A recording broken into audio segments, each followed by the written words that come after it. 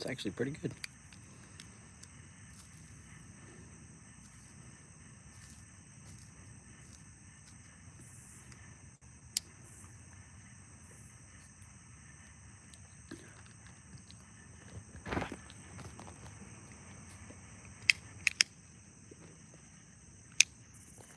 Mm.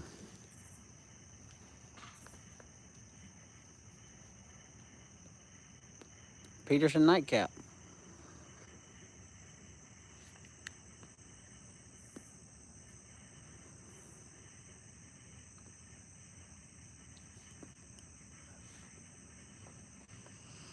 Haven't smoked this one in a while. I'd kind of gotten away. My taste has kind of went away from the Nightcap and the early morning pipe for the most part. So I have not tried the Peterson Nightcap in quite some time. What's up, Millennial Codger? Man, things got any better, I just couldn't stand it.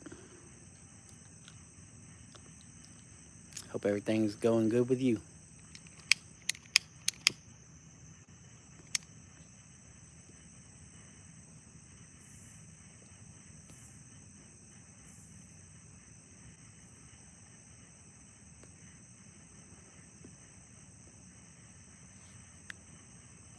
It's the first time I've smoked Peterson's Nightcap in several weeks. And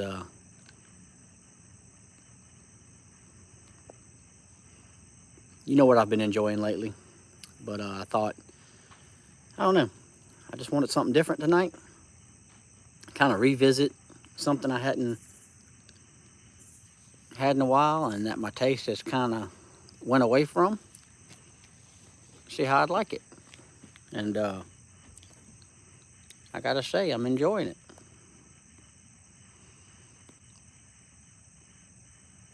I think it's always good to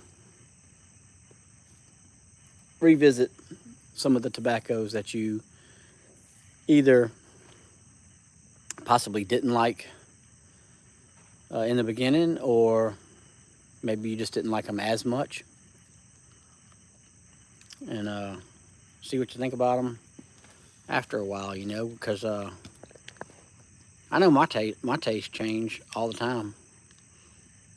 If I'm gonna have to read these comments, I'm gonna have to have my glasses on. I hate to hate to admit it, but I'm getting to where I can't hardly see nothing on my phone without my glasses.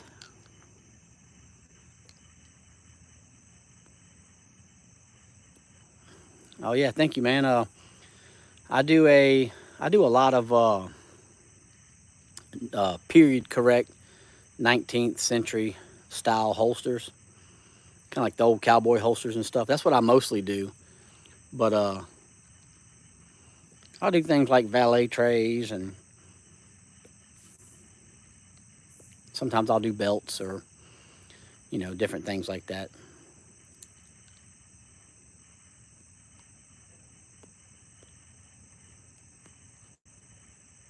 I guess the Goofies are going to be out tonight.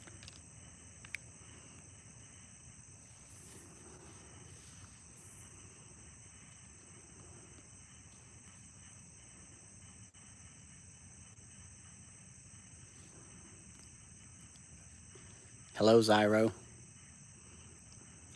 There you go.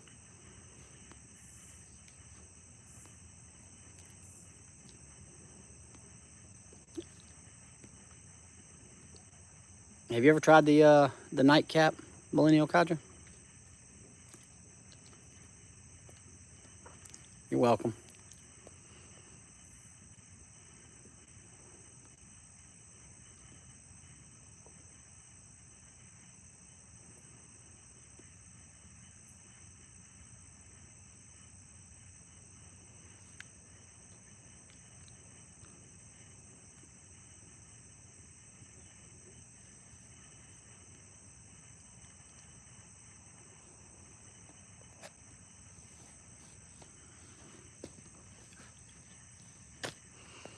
when I first tried, whenever I did it, I ordered the early morning pipe and the nightcap together. And when I tried them first, both, I liked the early morning pipe better. I didn't see what the fuss was all about for the nightcap, but I gotta say, I'm really enjoying it right now.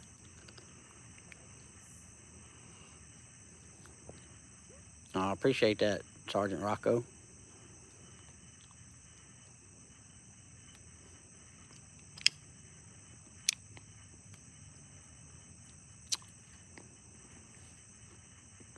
It's definitely got a much more mellow taste than I remember.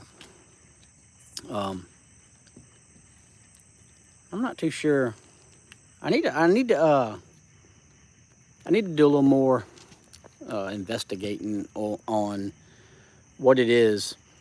I can't tell if it's the Latakia that I was not liking too much in some of some of the earlier blends that I've tried. I'm not sure if it's the Latakia or the Virginia itself, or maybe it was just my taste at that time. I don't know. But it seems like when I go back, seems like I don't know, I get a better appreciation for some of the flavors. As time goes on, as I smoke a pipe more and more, I get I don't know, maybe I'm just refining my taste a little more, I guess, maybe. I don't know. Yeah. And I think some of the early tobaccos that I tried may have been a little too strong for me at first, when I first started, smoking. Maybe I don't know if it was the nicotine in them or what, but I might have bit off a little more than I could handle at first. And then now, as I'm getting more accustomed to, smoking, I've been smoking a pipe every day just about for, I don't know, a few months now, maybe. So maybe I'm just getting a little more accustomed to it.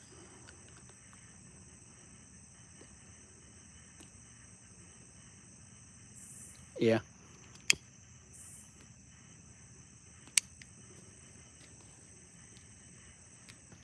Some of it, like I said, some of it I'm not sure if it's, if it was the Latakia, because when I first got them, I didn't know what none of this stuff was. So I just knew there was a taste that I wasn't quite digging, or something like that. So, but I didn't know what it was. I didn't know, was that the Virginia or the Latakia or the Carolina Reds or what in different tobaccos, because I didn't know I was getting them all at the same time. So I couldn't say, oh, I like Virginias, but I don't like it with Latakia, or I like, Carolina Reds, but I don't like it with Latakia or Perique or whatever it may be in whatever tobacco.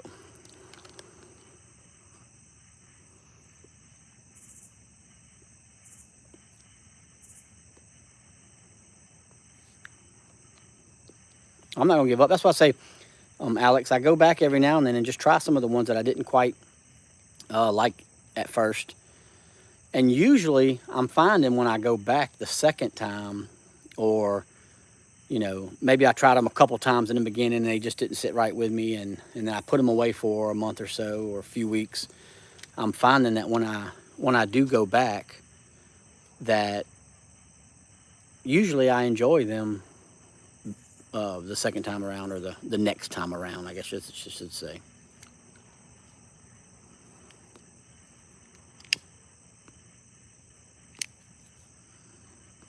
Alex, I'm definitely looking forward to trying the Burley Morning pipe. I think you said to be here tomorrow. I'm gonna be waiting for it.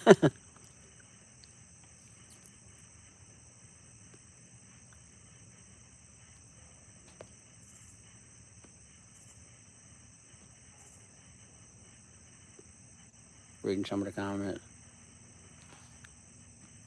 I can agree with that too, about the pipe, because I've started to use. I've got certain pipes that I really like, kind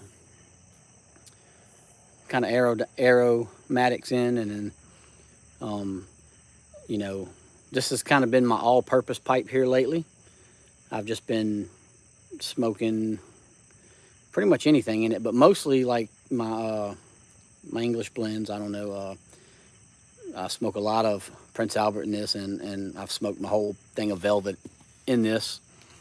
So I definitely have noticed that I like certain things with certain pipes. I tried smoking an aromatic in that Nording pipe that Church Warden that I smoke sometimes, and hated it. Did not get the taste I was looking for, or anything. And then I smoked some of my aromatics in that Grey Bow, and I didn't like that either, because I felt like I was just getting the ghost of the aromatic, and it was ruining my Prince Albert. So I am finding that I do like certain pipes with certain things. Oh yeah, Alex, I can't wait. I've been wanting to try that for a while. I can't thank you enough for sending me a little bit of it. I'm be super stoked, and I'll be sure to shout you out whenever I try it tomorrow.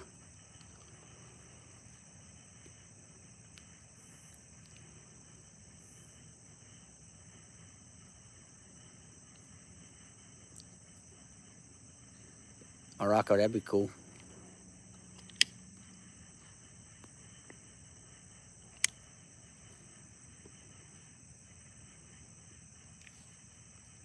What's up, Central Cal Piper?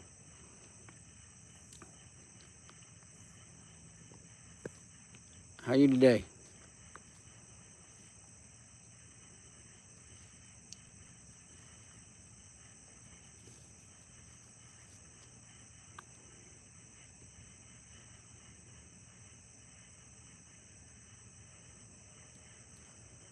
Shipmate and Buckeye. What are those? What kind of tobaccos are those, Rocco?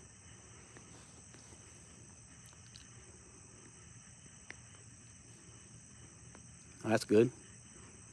Good Cal Piper.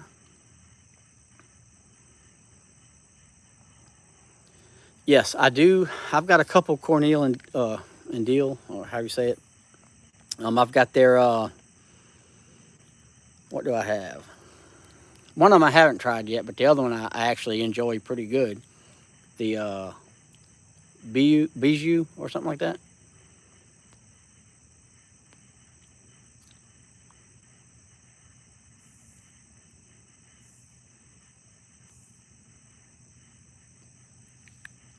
Same way here, Alex. I mean, I do have a briar shop that's in. It's mostly a cigar shop, and they only sell, as far as pipe tobaccos, they only sell their house blends, which are all pretty much aromatics. They sell no tins or anything like that. So I do go over there. That's where I get most of my pipes from, and I do get some of their aromatics every now and then. But I've kind of gotten away from the aromatics. I smoked those a lot in the beginning, but I've been getting away from them. I'm just, I guess I'm starting to enjoy some of the other tobaccos better now.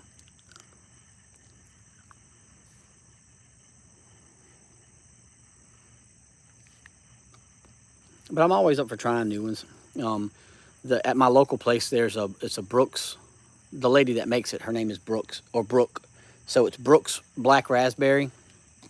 I sent a little bit of that to Jess piping in the, along with the pipe that he won. And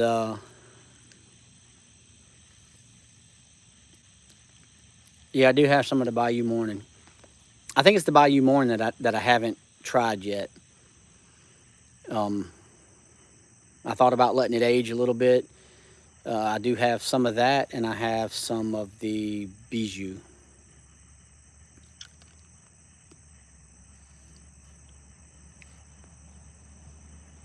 And I actually like the Bijou. I smoked on it for about a week, and I actually do like it. And I've got I can't remember what's in the Orlick golden sliced, but I go through spells where I enjoy that too. So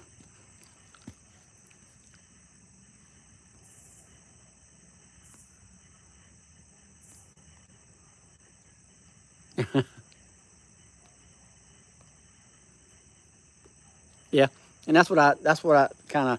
So me and my wife, she don't care for the pipe smoke or nothing like that, but we went to that briar shop together, and I was like, pick out some stuff that you like that you wouldn't mind smelling. And most everything that she liked had vanilla in it, and it was good. Um, the vanilla custard, I really enjoyed that for a while. Actually, the first time I smoked the vanilla custard, I did not enjoy it. Put it away, and it was actually sitting in my office, and it was like making my office smell like that. And just from it being in the same room with me for like a week or two, it made me want it. So I fired it up and uh, and smoked on that for probably 2 weeks, where I was mostly smoking that. But I've gotten away from it lately.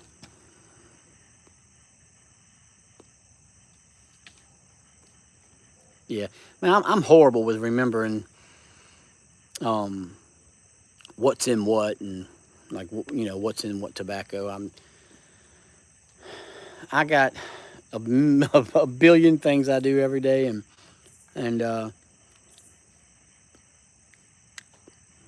do real estate appraisals and for my main job, and that's we basically have to be real estate attorneys at this point, and our reports have gotten to be like between 30 and 50 something pages long. So usually when I come outside to enjoy my pipe, I just smoke what I like, and it's hard for me to remember each thing in them, unless it's something that I'm smoking on actively at the moment.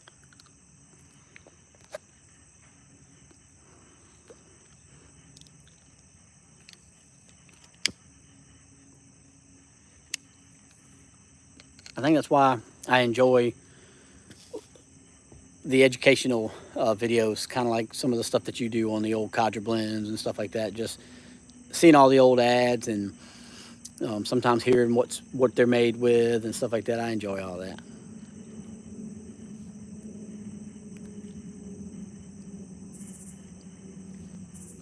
Yeah, I couldn't remember if Golden sliced.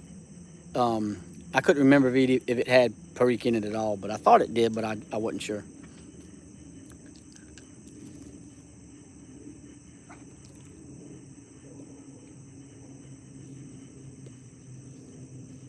Yeah. You and there's another channel that does a lot of. Um, I cannot think of the name of the channel right now, but he also does a lot of the older stuff like that. Shows you some of the ads maybe, or he has uh, a lot of vintage tins and stuff like that he opens up on camera, and you know his videos are more like an art also, and they're fascinating to watch.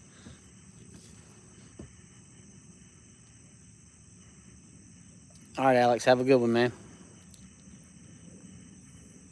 Yes, yes, exactly. Yep, that's him. Pipe Appeal. Yep, Paladin Piper too. There's so many good channels out there. Um, I hate editing, so uh, there was one time when I was doing photography, and I started out doing digital photography, and I absolutely hated sitting down editing everything. And so I said, you know what? I'm gonna switch my focus. I've always loved history, so I bought me an old 1800 style camera, and a book on how to make tintypes, all the formulas and all that stuff. And I started making tintypes the same way they did it back in the 60s and 70s and stuff like that. Ambrotypes, tintypes, and I really enjoyed that. And I still enjoy that. I still have my cameras in my dark room and stuff in there. I made a portable dark room and all that stuff. And I really love doing that. However, about the time I really started doing that a lot, COVID hit, and we couldn't be around other people, couldn't do nothing. So that's when I started doing the leather work. and that kind of took off for me. So it was kind of a hobby that was actually making me money. So I kind of switched my focus to leather work. But once I complete my move, and yeah, yeah. Look, my first tintype camera was actually a Brownie camera that had been converted to to shoot tintype. So I've got an old Brownie. What's up? What's up, Jeffrey?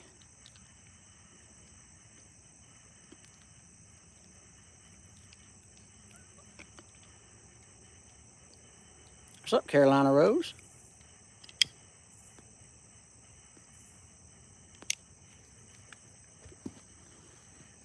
Look, my mom always told me from a young age that I was born in the wrong century. But seems like if there's an older way to do it, that's the way I choose. Even though, look, tintypes is difficult.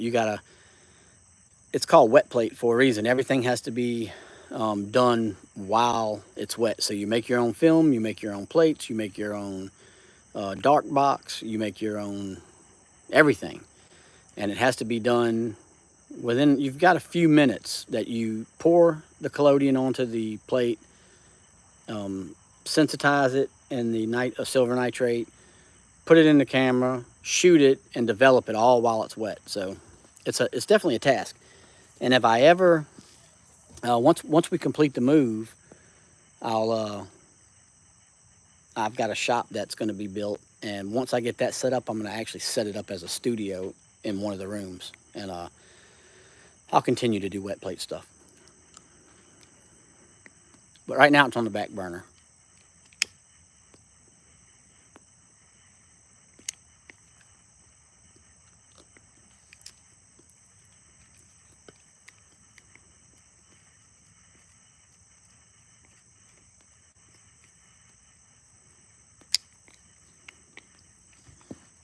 I don't know what y'all use for like a tamper and stuff like that. I was carrying a different tamper, and I was carrying a lighter and cleaning supplies and all that stuff when I was out and about. But I started using this Vector lighter, and it's got the all the tools on it. I know it's hard to see, and now I just got to carry the lighter, and it's got everything I need on it. So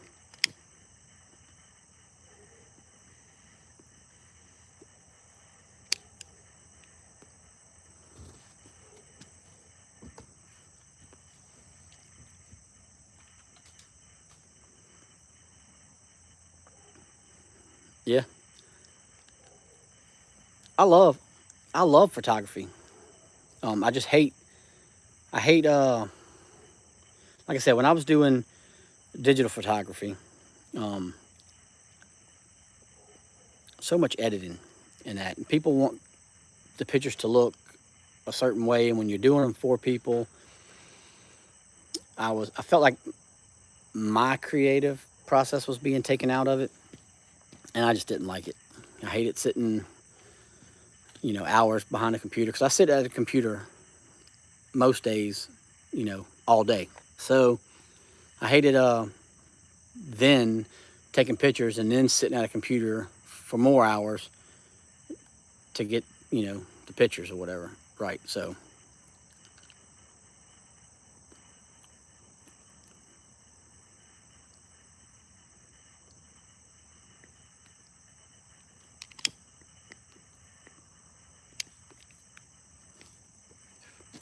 I have to see. I think I might have some of my earlier videos on this. No, it'd be on my other channel. I think some of my very early videos on my gun channel, it kind of didn't start out as a gun channel. So some of my very early videos, I think I might have some videos of the wet plate process. I'll have to go back and look, and if so, I'll link them or something and let you see that.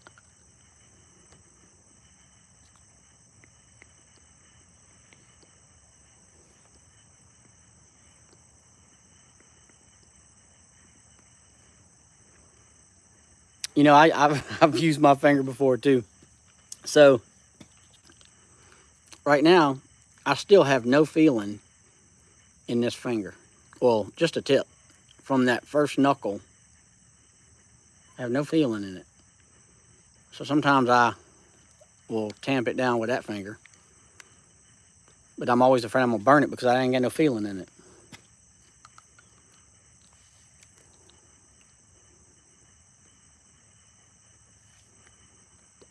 It's a J Wheeler 331. That's my my gun channel. It's a different channel than this, obviously. But oh man, that'd be nice. I'd love to take my son to Cooperstown, to the Hall of Fame, obviously. But because he's a legit baseball player, and you know, he wears number 3 after Babe Ruth, and I think it'd be fun to take him to Cooperstown one day.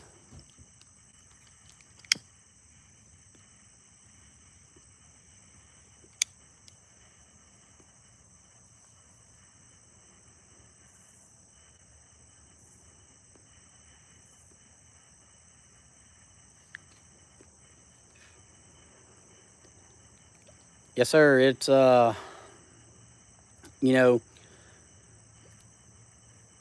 YouTube hates gun channels basically, but there was a short period of time, almost probably 2 years ago now, around between, I would say, sometime in November till about January, where the gun channels fell through YouTube's algorithm, blocks or whatever they have going on, their shadow bans or whatever. And the gun channels were allowed to grow naturally. And in a span of about 3 or 4 months, my channel grew from like 1,000 subscribers to about 65,000 subscribers. And then they realized what was going on. And that wasn't just my channel. It was several of the other gun channels. There's like a group of us that kind of all know each other and talk to each other and whatnot. And we were all just allowed to kind of fall through the cracks and grow naturally. And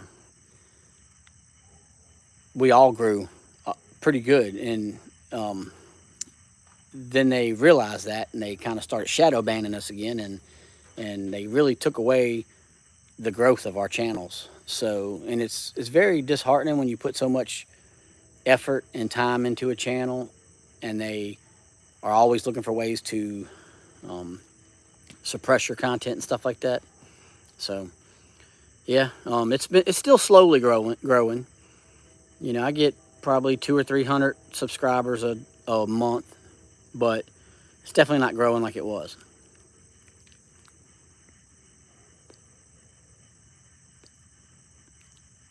Oh, that's pretty cool, Sergeant Rocco.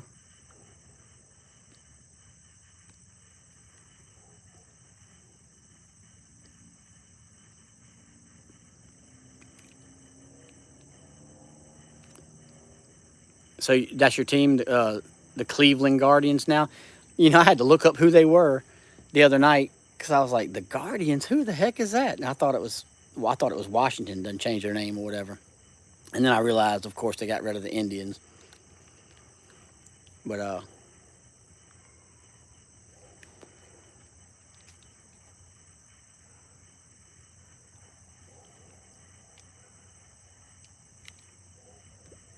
you know, I've tried to go to Rumble.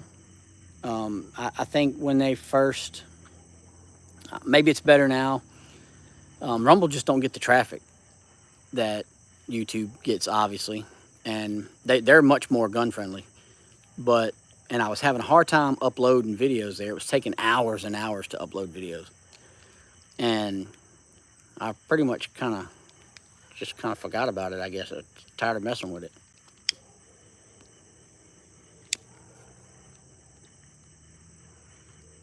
Yeah, I know, man.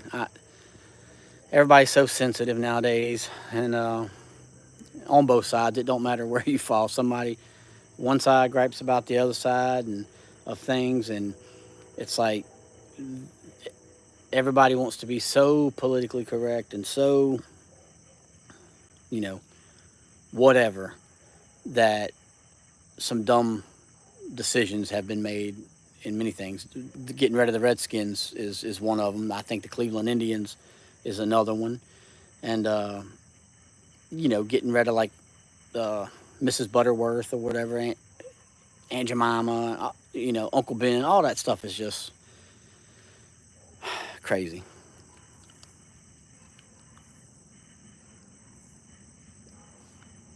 Yes, they do monetize, but it's the same requirements as YouTube, which is like 1,000 subscribers and however many hours of watch time. And you know, it was tough. It was to so many of our viewers from YouTube were not going over there, so it was like trying to build that up to anything, to amount to anything, it was way more work than just trying to uh, finagle your way through the way YouTube does it.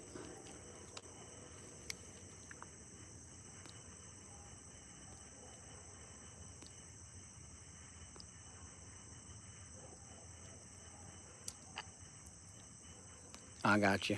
See, I didn't know. I didn't know how they um, come up with that name, I guess. Yeah, the audiences are so small there, and you got to put in the same amount of work as YouTube, so it just wasn't worth it to me.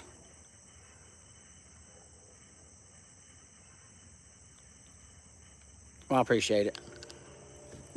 And on my gun channel, I mostly deal with like the old cowboy style guns, revolvers, lever actions, stuff like that. So I don't have as hard of time as some of the channels that mostly deal with AKs or semi-automatics or whatever. So um, I don't have as hard a time as some of those channels do. But it's just, and one night if they decide to, they can just take away all your channel and you lose all your content, all your subscribers, everything. So it's pretty aggravating. But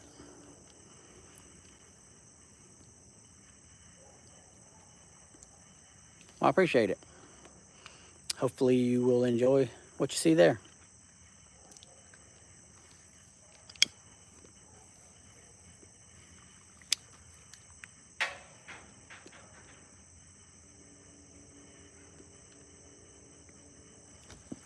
I know a few of y'all from the pipe side have asked me about my channel over there and have subscribed over there, so I definitely appreciate it.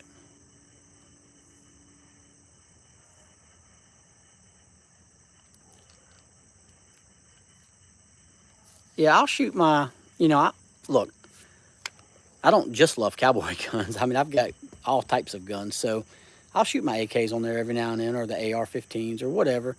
But cowboy guns are like my first love, and um, I love Western movies, and I love all that stuff. So I had an old man stop me. I've been working out at the gym uh, every day and everything, and I was on the treadmill this morning watching an old '50s Western. And this old man, when I got off, he asked me, he's like, "What you watching there? You too young to be watching all, that old Western or whatever." I'm like, "Man, that's about all I watch."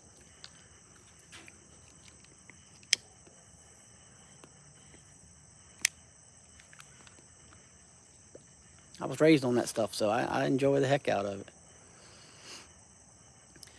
Yeah, my son's favorite player is so I live in South Louisiana and I was born and raised in North Alabama. So neither one of those states have Major League Baseball. So growing up in the 90s, like TBS, was all we could get baseball on. So naturally, I've been a Braves fan most of my life. And because that's all we got to watch back then was the Braves. Um, but loving history and everything, I like the old Yankees teams and stuff like that. So I've kind of, throughout the early 2000s, I watched the Yankees. And look, I'm a bandwagon fan. I like to watch good baseball. So um, I'm enjoying seeing the Dodgers. I'm enjoying seeing San Diego Padres, and you know, I plan on watching some Cleveland baseball, these playoffs and stuff. So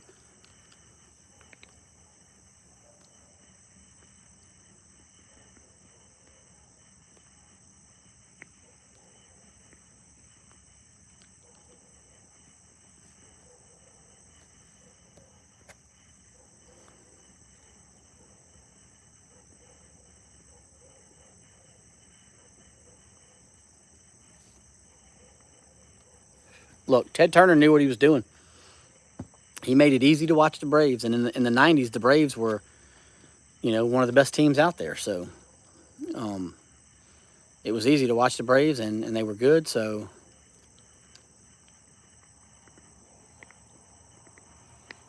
hey, nothing wrong with that. Look, a lot of people hate the Yankees.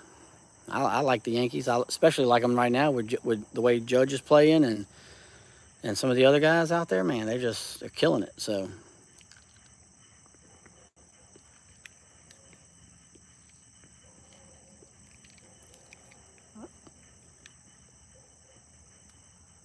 all right, man, you have a good one. Appreciate you stopping by.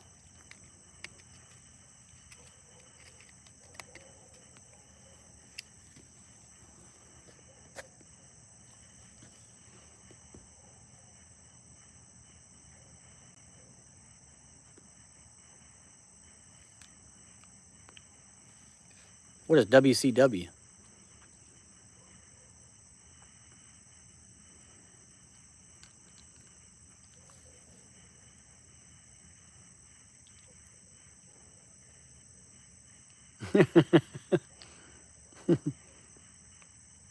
Yeah, like I said, I'm the the typical bandwagon baseball fan because we just don't have a baseball team here. Sometime in the '90s, the Boston Red Sox and the New York Yankees came and played an exhibition game in the Superdome. And oh yeah, I know what you're talking about. Yeah, for sure. But we went and watched that exhibition game of the Yankees and the Red Sox in the New Orleans Superdome, and that was fun. We was catching a bunch of home run balls in batting practice, and got Don Mattingly's autograph, Frank Viola. Uh, and look, so me and my dad went to catch a home run ball in the outfield. Reggie Jackson was out there.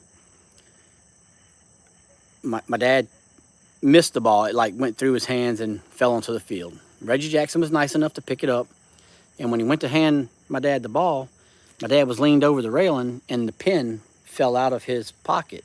So Reggie Jackson had the pin and the ball in his hand and refused to sign it. I thought that was pretty crappy because we don't get baseball down here. So to me, I'm like, we'll never have this opportunity again. Why not just show us? I mean, sign the ball for us. Look, yeah, we went and seen the Savannah Bananas in Baton Rouge probably 3 or 4 months ago. Absolutely hilarious. And it's cool because, like, if a fan catches a foul ball, that person's out, which was pretty neat.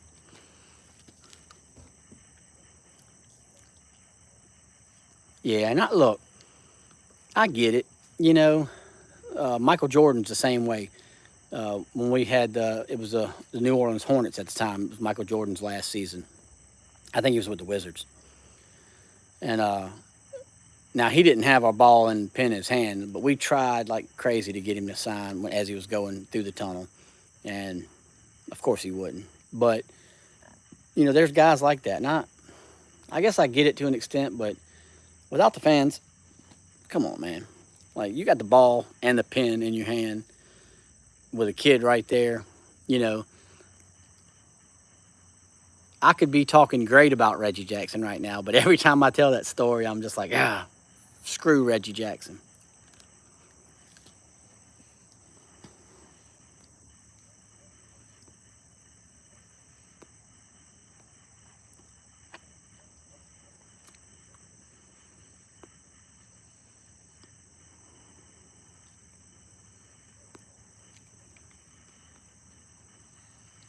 I gotta say again, this Nightcap has been really good tonight.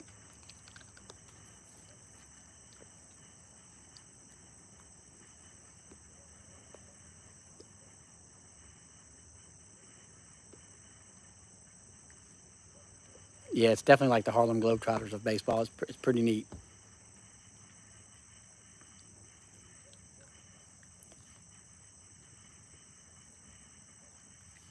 They had a guy on stilts that was batting and running. I mean, it's a crazy show, but it's definitely worth it.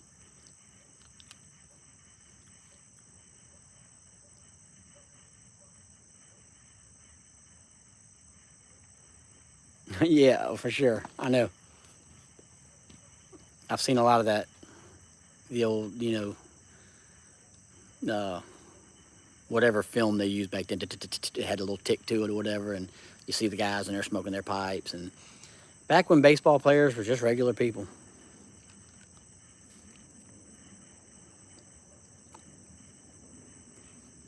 There's a picture of Mickey Mantle, one of the greatest to ever do it. And in the off season, he worked at his father's garage, like changing oil and doing stuff like that. Now you got players like Shohei Ohtani, who just signed a $700 and something million deal. That's, it's crazy. But they put butts in the seats.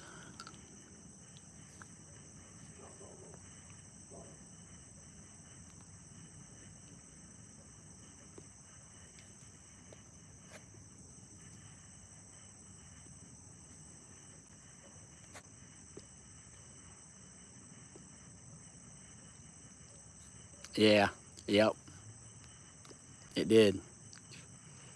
I still old unopened tins of whether it be Tuxedo or definitely Prince Albert. And I don't know if I'm froze or what.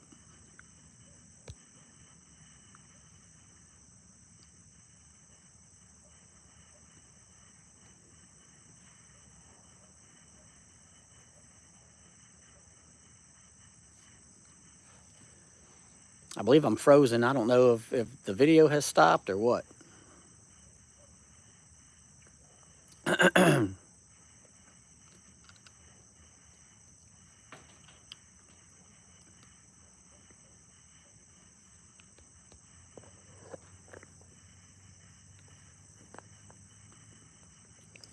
Well, I had a phone call come in and it kind of interrupted my video here, so I guess I'm gonna have to let y'all go. And very much enjoyed the chat. If y'all can still hear me, I appreciate you stopping by, and thank y'all. Have a good night, y'all.